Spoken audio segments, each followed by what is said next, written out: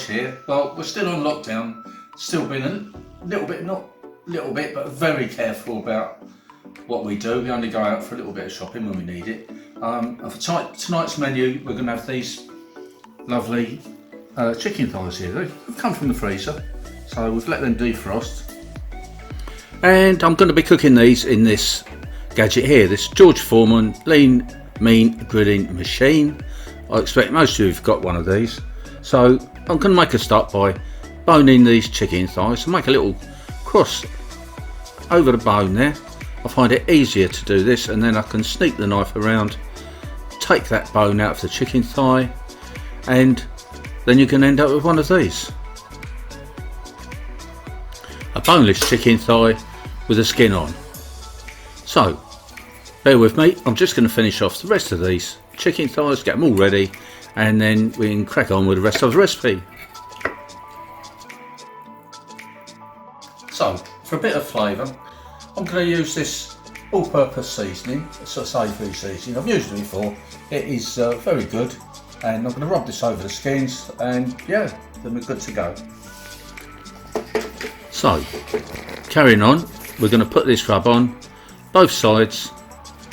Make sure you coat it really nicely, and when you've got it over there, just shake off any excess that's not needed, and there you have it.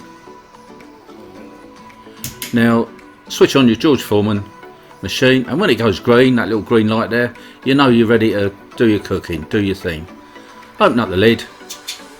It's nice and hot now, you'll hear the sizzle. Sizzle, sizzle. On with the next one.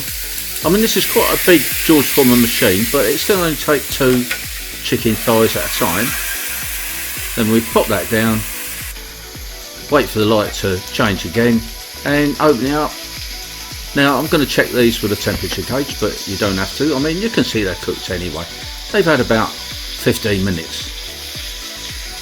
And it cooks nicely, both sides. Lovely bit of caramelisation there. And then we're ready to plate up.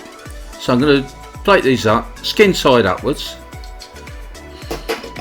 Still nice and crispy. Serve it while it's nice and crispy. And I'm going to serve this up with some beautiful brown rice with little bits of pepper in there, and of course our old favourite, a lovely fresh crispy salad. Oh, 2 of those for me please, thank you very much. Now it's time for our taste test. It looks so good, doesn't it? And that really tastes good too.